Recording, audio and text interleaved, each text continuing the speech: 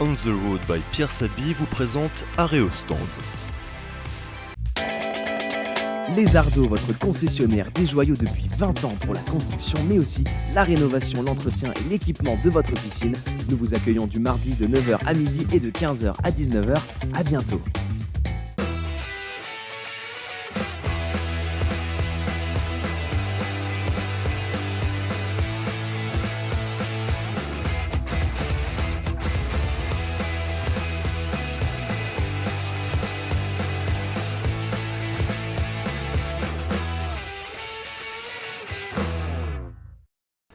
Bonjour à tous, bienvenue dans Arrêt au stand pour un numéro spécial en direct du sud de la France en partenariat avec l'Automobile Club de Monaco qui nous propose ce mois-ci deux longs formats. Je vais vous laisser tout de suite découvrir le premier sur le rallye Monte Carlo. C'était en fin d'année dernière et je vous retrouve tout de suite après. Véritable compétition routière réservée aux véhicules 100% électriques et 100% hydrogène, le e-Rally Monte Carlo est une épreuve devenue incontournable auprès des constructeurs et préparateurs automobiles. Ils viennent démontrer ici, en conditions réelles, le potentiel technologique et avant-gardiste de leurs véhicules. Avec 24 modèles représentant 14 constructeurs sur la liste des partants, cette 6e édition atteint un niveau d'engagement sans précédent et s'affirme comme l'épreuve phare du championnat FIA Eco Rally Cup 2022. Avec près de 70 dossiers d'inscription reçus par la CM et seulement 55 voitures admises au départ, cette situation inédite a compliqué la tâche de l'équipe organisatrice. C'est la toute première fois depuis 1995 qu'il faut avoir recours à un comité de sélection, la rançon du succès en quelque sorte. Vu le nombre de demandes qu'on a eues d'inscription, on a dû malheureusement refuser quelques concurrents parce qu'on n'avait pas la place de pouvoir les accueillir à Monaco dans le parc fermé. Pour le e-Rally Monte Carlo, l'Automobile Club de Monaco instaure cette année une toute nouvelle approche concernant les points de charge en électricité. Les parcs de recharge nocturnes laissent ainsi place à des bornes itinérantes journalières, en partenariat avec la société LS Service et la marque Easium, en complément des stations fixes du réseau e-borne présentes tout au long du parcours et de Monaco On en principauté. Ce sera donc un nouveau challenge pour les concurrents qui devront faire preuve d'encore plus de clairvoyance et d'ingéniosité.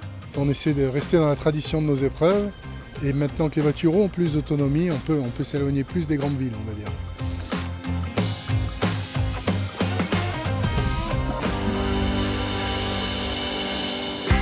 Destination l'Ardèche pour la deuxième étape de ce e-Rally Monte Carlo et plus précisément Privas, la préfecture du département. Ce jeudi matin, journée contrastée composée de 4 épreuves chronométrées avec de très nombreuses nouveautés au programme. La journée commence à 8h du matin avec 21 km et demi de ce qui constitue la 4e spéciale de régularité du e-Rally. En passant par le col du Benat, on rallie les villages de Saint-Priest et de Mirabel. Deuxième exercice du jour avec un départ sur la commune de Salelles où l'on s'élance vers le col de la Croix-Blanche, puis en direction de Sablières où l'arrivée sera jugée après 16 km 630 au Grimaldes. C'est Sablières qui constitue le point de départ de la 6e spéciale de régularité de ce e-Rally Monte Carlo 2022 où l'on croise la route de la Croix des Bancs, puis le Gois, la Loubière, avant de conclure ce parcours à Rocles, près de 22 km au total. La journée est également l'occasion d'un passage du côté d'Entraigues sur Volane, avec l'arrêt devant la célèbre remise de la famille Joanny, devenue un sanctuaire de l'histoire du rallye Monte Carlo. Pour les concurrents, c'est une pause sur la partition de cette journée, avec la fameuse eau de valse qui coule à flot et la dégustation notamment de la traditionnelle tarte aux pommes avant le retour sur Valence. Le dernier secteur chrono de cette étape est disputé depuis Entraigues sur Volane et prend fin à Saint-Andéol-de-Valse, avec au passage l'ascension du col de Genestel, un peu plus de 18 km qui clôture la journée de régularité. Il reste une étape sympathique, un nouveau contrôle de passage à Privas, avant un retour à Valence au soir de cette deuxième étape qui accueille un cortège d'équipage, fatigué mais heureux. Cap au sud ce vendredi pour le e-Rally Monte Carlo, avec une troisième étape de près de 500 km à parcourir en direction de la principauté de Monaco. Cap au sud ce vendredi pour une troisième étape de près de 500 km, journée qui devrait rester dans les annales du e-rallye Monte-Carlo, avec 4 épreuves au programme sur 3 départements et une fin d'étape en principauté de Monaco. On reste pour l'instant dans la Drôme, où l'on parcourt d'abord les 20 km qui séparent Chastel-Arnaud de Crupy, et comme point d'orgue le franchissement du col de la Chaudière et du col du Gourdon, ce qui constitue la spéciale de régularité numéro 8. Le Vaucluse entre ensuite en scène avec le 9e chrono entre Beaumont-du-Ventoux et Sceaux, près de 30 km, et le point culminant du rallye cette année, le col des Tempêtes est à 1830 mètres d'altitude. Sa Majesté le Mont Ventoux marquera sans doute les esprits et les mémoires.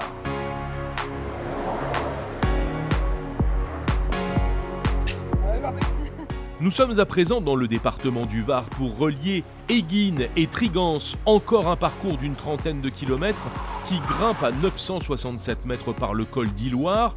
C'est l'avant-dernier secteur de régularité de cette journée de vendredi.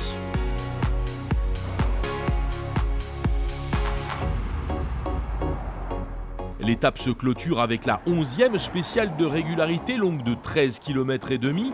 Elle est disputée dans le Var également, entre Montauroux et Tanneron, en longeant le lac de Saint-Cassien, avant de se lancer sur le routier en direction de Monte-Carlo.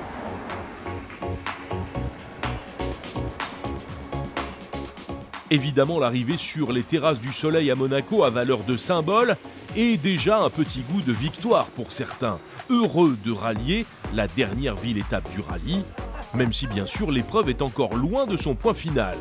Demain, 4e et dernière étape du e-rallye Monte-Carlo, 320 km à parcourir entre les départements des Alpes de Haute-Provence et des Alpes-Maritimes.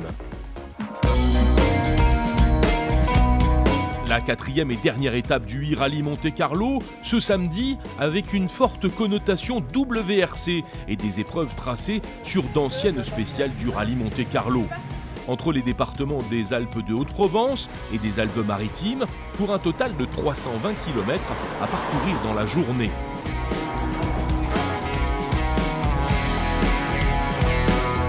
Une journée de régularité qui s'ouvre à 10h du matin pour les premiers concurrents, au départ du Fugeret, en passant par la Col Saint-Michel, et pour finir à Thorame-Haute, après un périple de 18 km à travers ce haut lieu du rallye dans les Alpes de Haute-Provence. Autre parcours bien connu des amateurs de rallye, toujours dans ce département des Alpes de Haute-Provence, l'Ambruis-Barème, spéciale de régularité numéro 13, qui totalise 23 km et demi. Le rallye touche à sa fin et les opportunités de faire basculer le classement se raréfient, même si les spéciales qui restent à parcourir sont encore les plus incertaines. 2 cols à plus de 1000 mètres dans la 14e de l'épreuve. Le col de Laval et le col du Buis, un itinéraire qui totalise un peu plus de 20 km entre Ubraye et Briançonnet.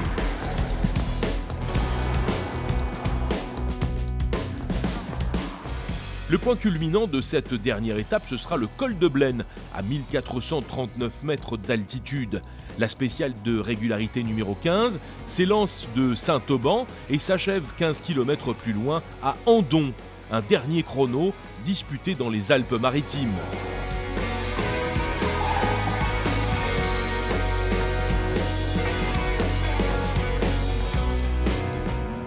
Retour enfin en principauté de Monaco pour accueillir l'ensemble des concurrents sur les terrasses du Soleil.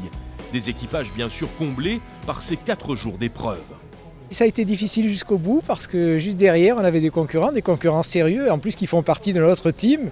Donc c'était sympathique d'un côté, on savait qu'on allait faire un beau résultat d'équipe, mais finalement la victoire est quand même c'est ce qui a le meilleur goût.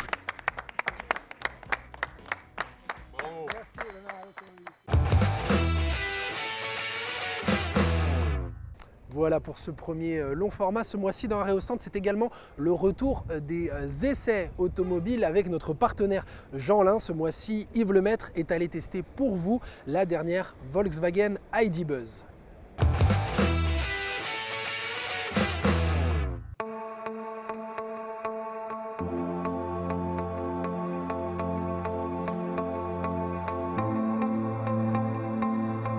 Salut à tous, bienvenue dans ce nouvel essai libre pour Areostand. Aujourd'hui, on va faire un essai très fun. On va découvrir le nouveau ID Buzz de Volkswagen, le Combi version 2023. Allez, c'est parti!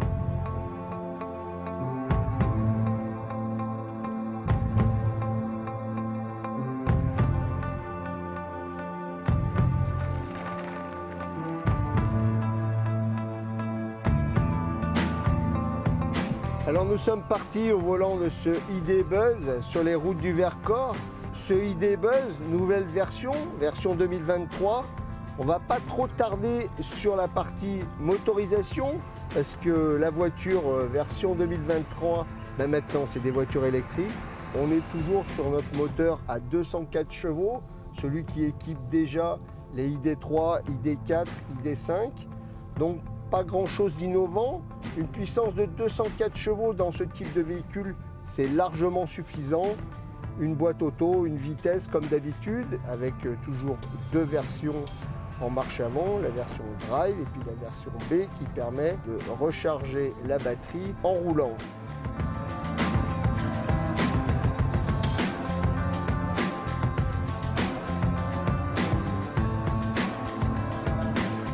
Ce qui va nous plaire, c'est son look. Le look extérieur est vraiment extraordinaire. On retrouve en face avant cet esprit du combi historique de chez Volkswagen qui existe depuis 50 ans.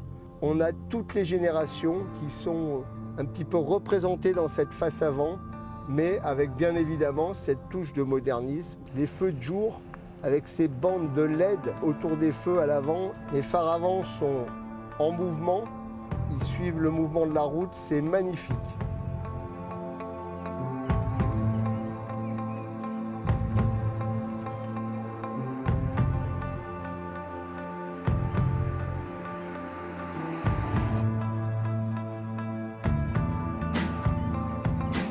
On a une position de conduite qui est très intéressante dans ce véhicule-là.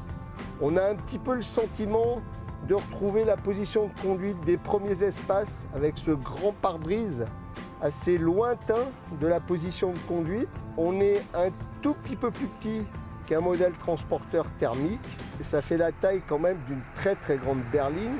Lorsqu'on a 5 places, on a 5 places très confortables. On a aussi un grand coffre à l'arrière en version 5 places. Lorsqu'on incline les 3 sièges arrière de la banquette, là on se retrouve avec notre combi pour venir dormir sur la plage. Parce que c'est ça, l'esprit du combi, c'est le combi évasion.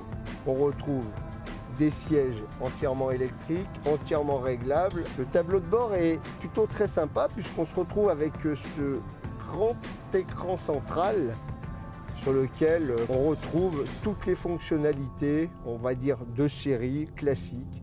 Au niveau du volant, on a ce deuxième petit écran qui donne toutes les informations nécessaires à la conduite.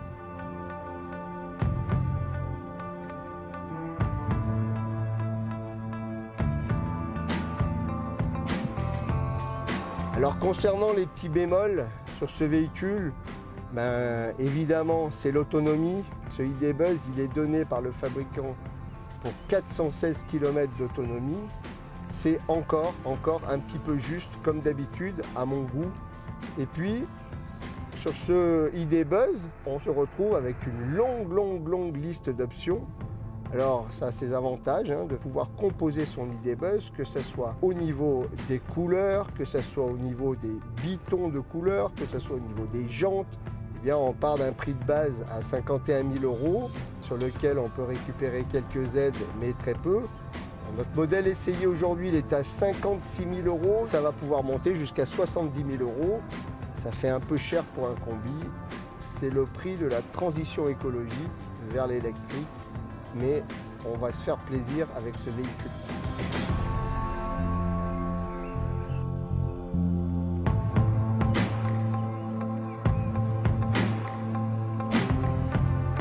Alors à l'heure de la transition écologique, Volkswagen se devait de prendre le virage aussi pour son combi Volkswagen avec ce nouvel ID Buzz électrique. C'est une vraie réussite. Il est magnifique esthétiquement, toute une liste d'options possibles, c'est vraiment top. ces sièges qui s'inclinent, ce surplancher pour pouvoir mettre un matelas et dormir dans la nature ou au bord de la plage. Seul petit bémol, son autonomie, 416 km, c'est un peu juste pour traverser la France et l'Europe, mais c'est pas mal quand même. Et puis, comme d'habitude, les véhicules électriques, le prix toujours un petit peu élevé. Il faut attendre encore quelques années pour que les prix baissent. En tout cas, ce ID Buzz est une vraie réussite de combi Volkswagen en conduite, en confort et en loisir. A très bientôt pour un nouvel essai libre dans Arrêt au stand. Bye bye.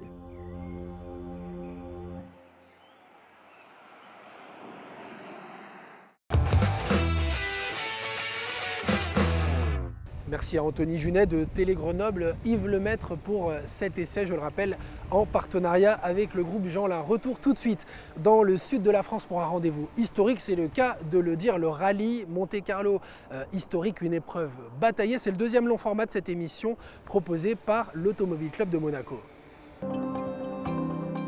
Premier épisode du rallye Monte-Carlo historique 2023 ce vendredi avec l'arrivée des parcours de concentration au départ de 5 villes européennes. Oslo, Londres, Badembourg, Turin et Reims. La principauté étant le point de ralliement des itinéraires pour les presque 300 équipages à s'élancer dans l'épreuve cette année.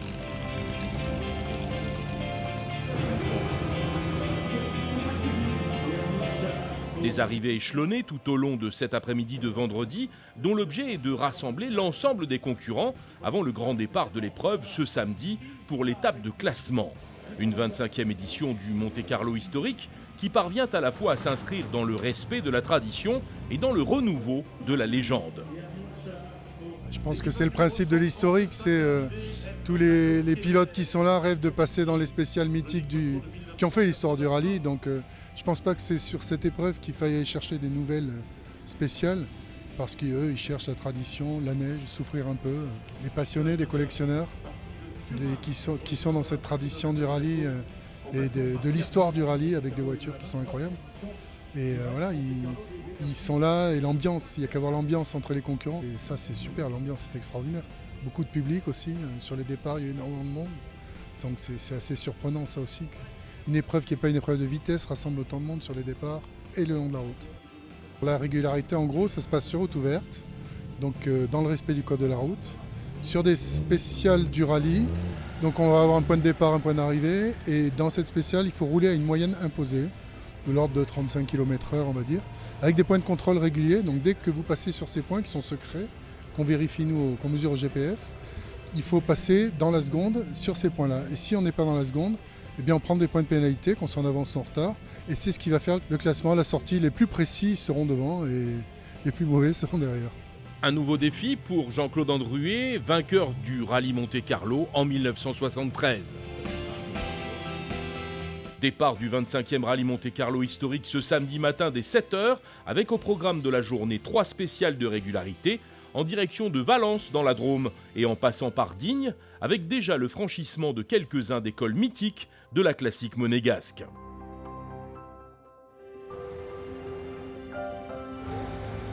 7h matinale à l'horloge de ce 25e rallye Monte-Carlo historique. Le départ au petit matin pour les près de 300 concurrents sur le port Hercule en direction de Valence, prochaine ville-étape de cette édition 2023. Un parcours ponctué de 3 spéciales de régularité qui sont des classiques de l'épreuve monégasque. Première voiture dès 9h15 entre Briançonnet et Ubrail, un secteur d'un peu plus de 18 km, avec notamment le passage à plus de 1000 mètres d'altitude des cols du Buis et de Laval à négocier dans la vallée de l'Ubrail. Chaudon-Norante, Digne-les-Bains constitue la 2e spéciale de régularité de cette journée en milieu de matinée, sur presque 16 km, avec l'ascension du col du Corobin, qui culmine à plus de 1200 mètres. Des conditions piégeuses dont profite Bruno Sabi pour nous offrir une petite démonstration de patinage artistique. C'est en ce début d'après-midi que les premiers équipages s'engagent sur les 16 km de la 3e spéciale du jour, Recoubeau-Jansac, Penne-le-Sec, avec un passage au col de Penne pour clore cette série d'épreuves. Un secteur finalement parcouru à vitesse de sécurité. Explication. La moyenne de sécurité, c'est lorsque la direction de course nous indique que la spéciale est à des conditions difficiles pour les concurrents. Donc là, aujourd'hui, on passe de 44,9 à 41,8 km/h de moyenne pour les concurrents.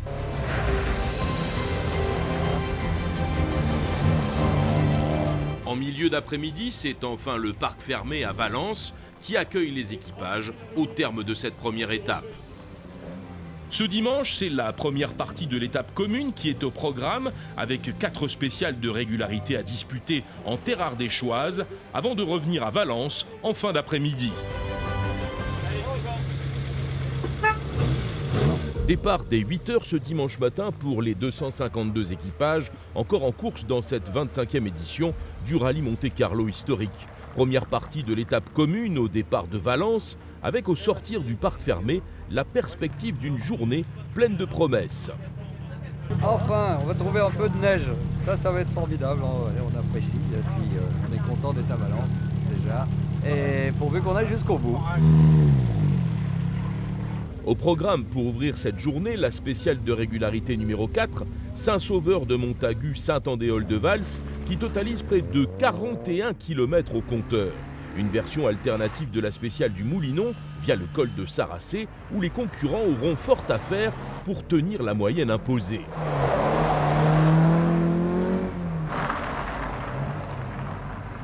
Le réconfort viendra sans doute ensuite du traditionnel passage devant la remise de la famille Joigny à Entraigues, où la tradition de la tarte aux pommes et de l'eau de valse, distribuée aux équipages, est respectée sans faille depuis plus de 50 ans.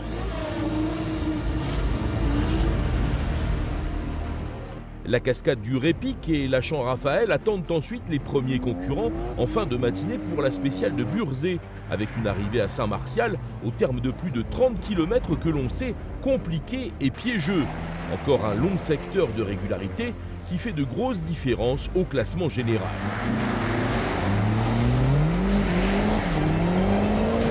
Une autre tradition à la mi-journée qui constitue un des charmes de cette boucle ardéchoise, une pause casse-croûte sur la place du marché de Saint-Agrève, où pilotes et copilotes se retrouvent pour une dégustation de produits locaux et régionaux. Un accueil chaleureux et passionné qui permet de recharger les batteries pour aborder une après-midi intense. Troisième chrono du jour, le 6e depuis le départ du rallye, c'est la boucle de Saint-Bonnet-le-Froid, abordée en début d'après-midi sur un peu plus de 27 km. Là encore, un monument du rallye Monte-Carlo qui fait honneur à sa réputation en offrant des conditions de route propices au coup d'éclat ou au coup du sort. Pour terminer la journée, enfin, environ 14 km sur l'épreuve de Lamastre Colombier-le-Jeune, une configuration inédite via le col de Saint-Genest. Puis la caravane de ce rallye Monte-Carlo historique 2023 prend la direction de Valence, non sans avoir fait un détour par le quai Farconnet à Tournon-sur-Rhône, où la passion du rallye est toujours très vive et le passage des équipages apprécié par un public nombreux et fidèle. Au terme de cette soirée valentinoise où la foule des grands jours accueille encore les candidats au parc fermé, tous s'élanceront ce lundi après une bonne nuit de sommeil dans la deuxième partie de l'étape commune, avec de nouveau 4 spéciales de régularité au programme dans le massif du Diois. C'est la deuxième partie de l'étape commune qui se déroulait ce lundi sur les routes du 25e rallye Monte-Carlo historique. Une journée qui a débuté au départ de Valence pour prendre la direction du sud de la Drôme dans les monts du Diois. La spéciale de régularité qui ouvre la journée est la 8e de l'épreuve entre Val-Drôme et la Piare. Un peu moins de 14 km en passant par le col de Carabès qui culmine à plus de 1200 mètres.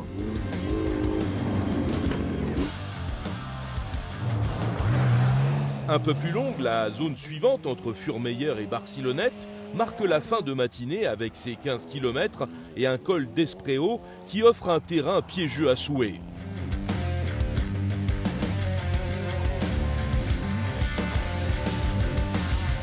Après une pause rapide à la Ragne-Montéglin, les équipages se sont lancés dans l'ascension de 3 cols à plus de 1000 mètres, Saint-Jean, Pierrevès et le Réchassé, sur le parcours de la spéciale de régularité numéro 10, d'Égalaï-Verclose, le chrono le plus long de la journée, sur près de 37 km.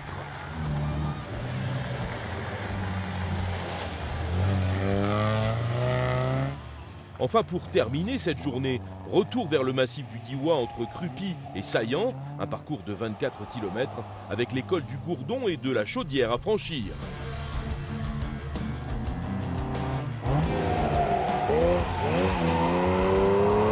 Avant de rouler à nouveau vers le nord pour rejoindre Valence, où le parc fermé accueille pour la dernière fois les équipages cette année. Une dernière nuit sur le Champ de Mars, avant de prendre la direction de Monaco ce mardi, pour 3 spéciales de régularité sur le parcours de cette fin d'étape commune.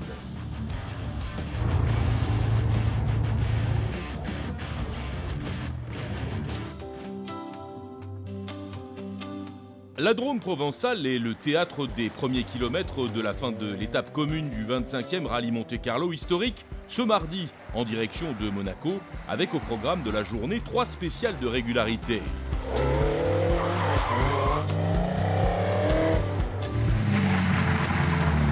C'est la zone de Saint-Nazaire-le-Désert, la Motte-Chalancon qui ouvre la journée en début de matinée avec au menu de ce petit déjeuner une vingtaine de kilomètres qui constitue la spéciale de régularité numéro 12.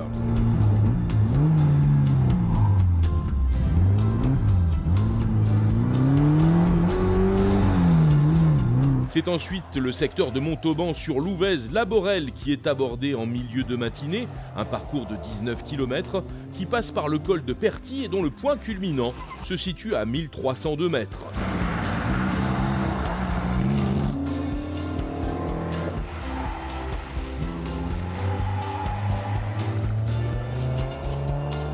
Enfin, pour terminer cette journée de retour en principauté, Thorame-Haute-le-Fugeret constitue la SR14 en début d'après-midi, un secteur de 18 km et demi par la route de la Colle Saint-Michel.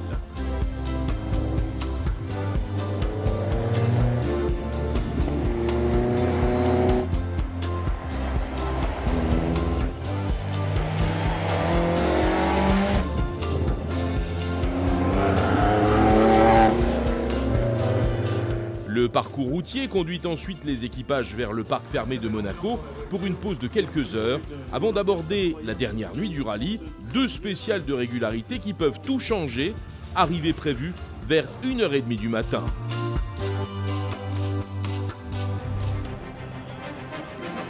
Dernier départ pour cette 25e édition du Rallye Monte-Carlo historique. Après quelques heures de repos en principauté, c'est l'étape finale qui débute en cette soirée de mardi avec les premiers équipages sur le podium dès 21h. Avant d'aborder cette dernière nuit, rien ne permet encore d'établir un pronostic alors qu'il reste 2 monuments de l'épreuve à disputer. Sur le podium virtuel à la 3e place, l'Alfa Romeo Giulia de 1965 des frères et sœurs Giovanni et Tiziana Chiesa. En 2e position, la Volkswagen Scirocco d'Ilya Kashin et Boris Kostirko. Et au rang de leader encore provisoire, la Lancia Fulvia de 1970 de l'équipage Claudio Hentz, Christina Zeberger.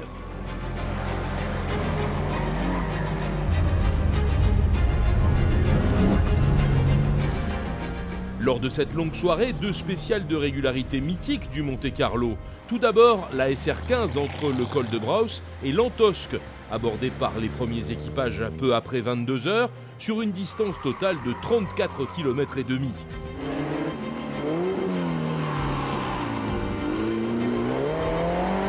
Puis le passage au col de Turini dans la 16e et dernière spéciale de régularité entre la Bolène-Vésubie et le Moulinet, un peu plus de 22 km qui ont souvent vu s'écrire la légende du rallye.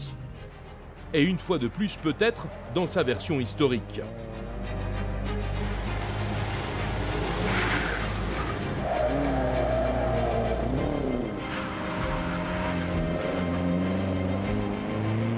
A noter que dans l'obscurité de ces 2 dernières spéciales, Bruno Sabi en profite pour se glisser à la 4e place. Arrivée des premiers concurrents sur le podium final en principauté vers 1h20 du matin, mais il faudra attendre encore plus tard dans la nuit pour voir le dénouement de cette édition 2023, avec l'annonce officielle du vainqueur sur le port Hercule. Et ces 2 dernières spéciales de régularité n'ont fait que confirmer la domination de l'équipage Claudio Enz, Christina Zeberger qui remporte ce millésime 2023. On n'a jamais vraiment envisagé ce résultat et c'est un moment vraiment magique pour nous, on est très heureux. Même si l'essentiel du travail a été fait lors des journées précédentes, je pense que ces 2 dernières spéciales de nuit ont dû être très stressantes. C'est clair parce que le Turini peut tout faire basculer et on est resté très calme, on a fait comme si de rien n'était, comme d'habitude. On a donné le meilleur et à la fin ça a bien marché. Nous avons eu une voiture parfaite, une copilote sans égale et on est très heureux. Il faudra maintenant remettre ce titre en jeu fin janvier 2024 pour la 26e édition du Rallye Monte-Carlo historique.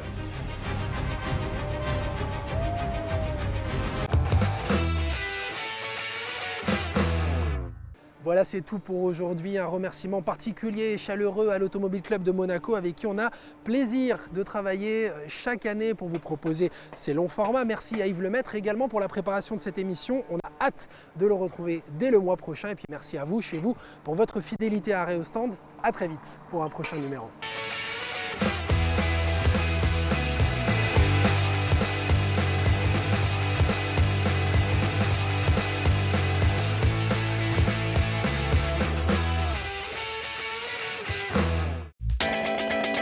Les Ardeaux, votre concessionnaire des joyaux depuis 20 ans pour la construction, mais aussi la rénovation, l'entretien et l'équipement de votre piscine. Nous vous accueillons du mardi de 9h à midi et de 15h à 19h. À bientôt. On the Road by Pierre Sabi vous a présenté Arrêt au Stand.